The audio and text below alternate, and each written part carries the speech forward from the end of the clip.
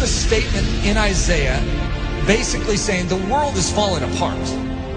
Staring back at Israel, saying judgment is turned away backward and justice stands afar off. For truth is fallen in the street and equity cannot enter. What's a God to do? And he saw that there was no man, and he wondered that there was no intercessor. An intercessor basically means one who fills the gap. If you have a walled city and there is a hole in the walled city, there's just this little part that is like broken down. It's like a pile of rubble, and actually you can sneak through it. You know, there's a vulnerability in a time of war. If you have an enemy, what's an enemy looking for? The gate, to try and scale the gate? They're looking for breaches or holes in the wall. They're not stupid. They're not going to waste their time going through the front door when they can go through a side little broken down breach. So the enemy, by his very nature, is constantly watching the integrity of the wall. He's looking for holes. We have massive holes in our life that give the enemy access to do with our life what he sees fit to do. We can say, that's horrible. I'm a Christian. Yeah, you're a Christian with breaches. You are not supposed to be a Christian with breaches. One of the key definitions of Christianity could be a man or a woman whose walls are repaired, who is made strong. Why? So that they are useful to God and they're not just constantly inwardly fighting demons. They can be outward focused. God says to Israel, I will bless you so that you can become a blessing to the nations. God's pattern is to make you strong so that you're useful. There is a hedge that is supposed to be built up around your life, and it very likely isn't. You need a strong man. You need someone who can step in and fight off that enemy to make you strong so that you can start focusing outward instead of on your own issues.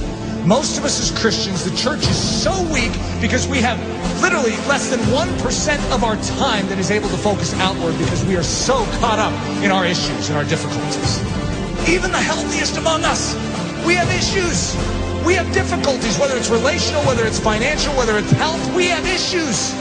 And there's a dying world out there. You know that estimated 150,000 people died and went to hell today? Let's think about this. What did we all do about it? Did we take a step forward in beginning to do something about it?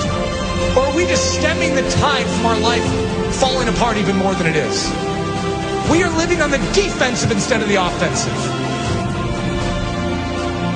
What we need is the same thing God was looking for back then. The walls are broken down. The city is in disrepair. Israel is without a defender. Where's the intercessor? You know who Jesus Christ was? In a nutshell, he's the intercessor. He's the man who stands in the gap. He's the strong man who came and took the full blow upon himself so that we could gather our wits spiritually and awaken and say, I'm in. Thank you for rescuing me. Literally, he took the blow. Everything that was aimed right at you to absolutely decimate your life, he took it square on. Without even a whimper, he took it. For the joy that was set before him because he valued you so much. He took the blow. See, one of the things that happens with the life of Jesus, we have a tendency to make him a mousy character. We have a tendency to diminish his manly strength. We are talking about the greatest warrior of all time.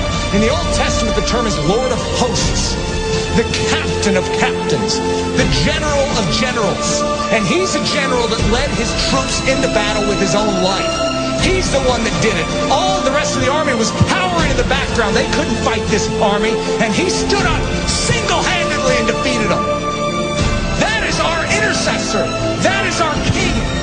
In the same way that he stood for you then, I want you to know, he still stands for you now. When you behold the cross, and you behold the resurrected Christ, and when you behold the ascended Christ who sits at the right hand of the Father, you no longer will just remain where you are. You will say, God, do it all within me.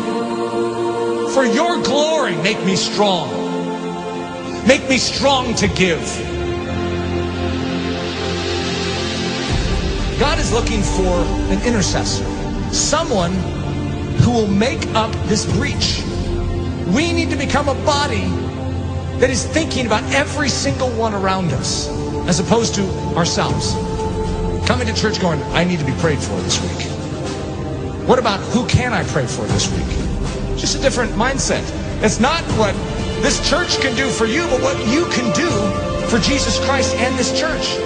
Think of that attitude shift, saying, God, you made this life, and you have called me for more than just to save me.